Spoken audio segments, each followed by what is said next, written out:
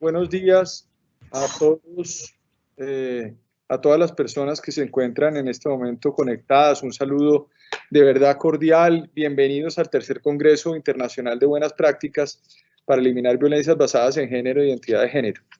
Quiero, como le decía hace un momento en el interno, darle un agradecimiento a la señora, a la señora embajadora Patricia Lombard, embajadora de la Unión Europea, amiga, persona además amiga del país, conocedora además de este territorio y además amante y protectora de los derechos humanos y del proceso además de reconciliación que es necesario fomentar en el país, procesos además de paz que hay que consolidarlos en los territorios y al mismo tiempo en el marco de un esfuerzo que se ha venido haciendo para que estos temas que son fundamentales, estén en la agenda del país. Es importante además decir que hacer este tipo de congresos internacionales para Colombia y obviamente vincularlo al día a día de las entidades del Estado y entidades tan importantes como la Fiscalía, que tienen son la puerta de entrada a la justicia, por cuenta de su capacidad investigativa, del poder investigativo que tiene la entidad, de esa función que es esencial para que pueda haber justicia, pues permite materializar unas preocupaciones que han venido surgiendo en torno a las diferenciaciones en las investigaciones, al trabajo que hay que seguir haciendo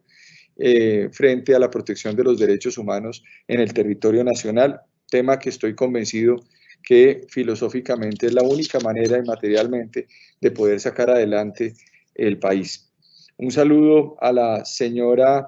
doctora Ana Pérez, coordinadora del área de igualdad de género de Eurosocial. Un placer estar acá con ustedes. Hemos trabajado mucho sobre diferentes perspectivas, seguiremos trabajando. Está el manual de buenas prácticas y próximamente yo estaré firmando una directiva con todo el tratamiento también de las diferencias investigativas o las diferenciaciones que hay que hacer para proteger poblaciones que históricamente han sido discriminadas, como lo reconoce la Corte Constitucional Colombiana y como lo debemos reconocer todos.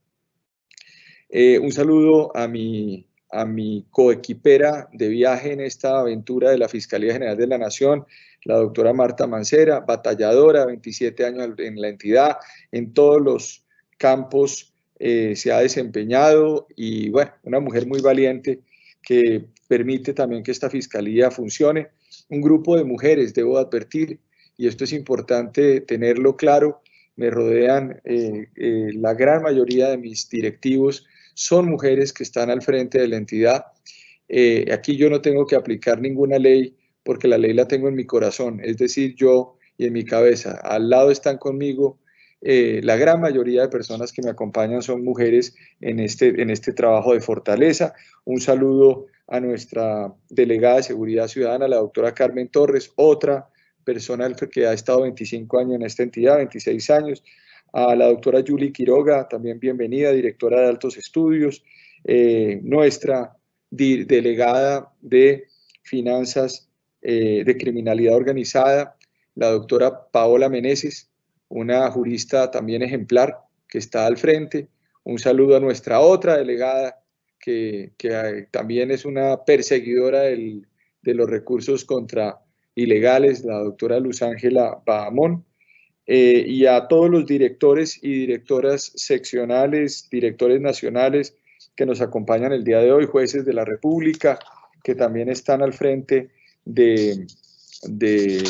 pues están en este momento escuchándonos, fiscales de la Red de Género de Asociación Iberoamericana de Ministerios Públicos, Red Latinoamericana de Litigantes LGBTI, bienvenidos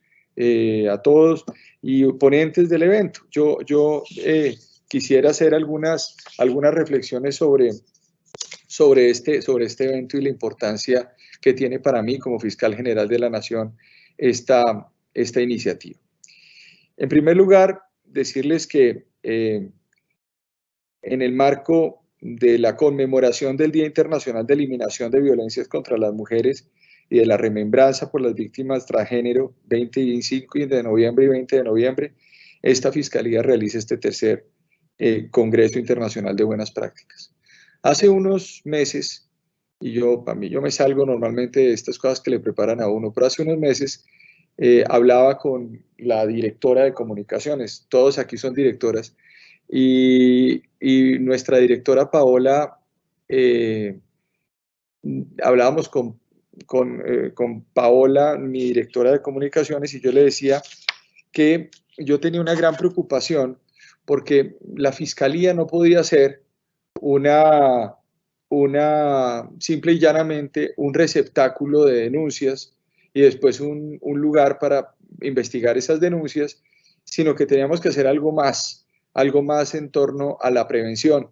una prevención que está atada también, a pesar de que hay unas funciones que le corresponden al Ejecutivo y que le corresponden a otras entidades, tenemos que hacer la tarea para que la gente, pues, a través de la persecución penal también,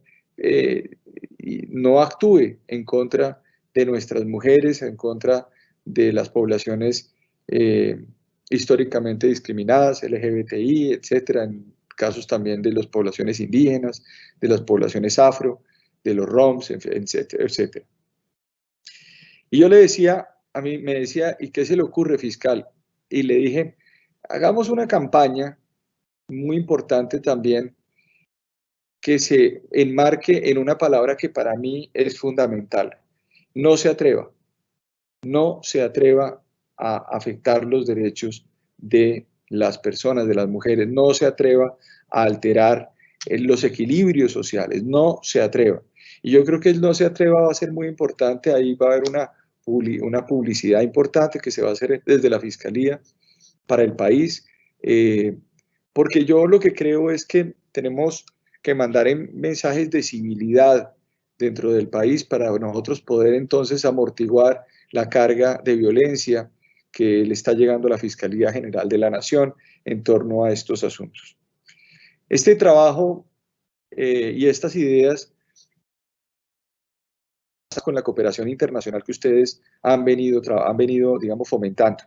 Tenemos que articular la parte internacional, el trabajo de ONU Mujeres Colombia, el trabajo de USAID Eurosocial, el trabajo de la Unión Europea, el trabajo de las diferentes organizaciones sociales, de las ONGs, de las plataformas, con la institucionalidad. No podemos actuar de forma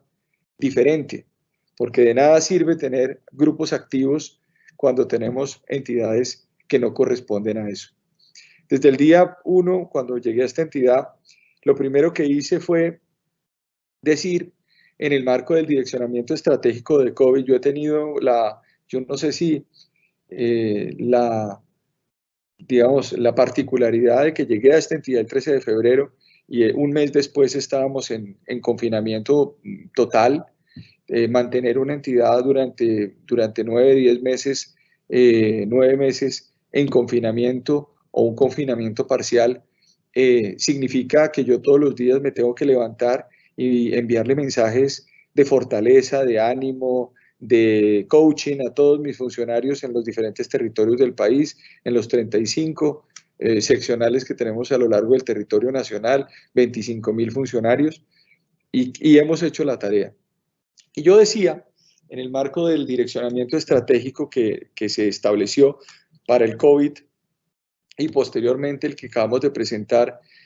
al país para la perspectiva 2020-2024, que es necesario tener 3 ejes. Un eje relativo al esclarecimiento de crímenes que tengan que ver con la seguridad ciudadana, otro eje relativo al desmantelamiento de organizaciones criminales y al mismo tiempo de lucha contra las economías ilegales del país, en donde también, por ejemplo, una de esas economías criminales tiene que ver con la trata de personas, que es una de las grandes flagelos que tenemos, en donde justamente las mujeres y poblaciones históricamente discriminadas también están siendo puestas en juego por parte de los actores criminales, y una tercera relativa a la corrupción. Y en la primera, que es la relativa a la seguridad ciudadana rural y urbana, están crímenes que tienen que ver con el feminicidio, con la violencia intrafamiliar, tienen que ver justamente con la violencia sexual de niños, niñas y adolescentes y de las poblaciones históricamente discriminadas. Y yo me puse en la tarea de decir con el equipo, tenemos que trabajar de la mano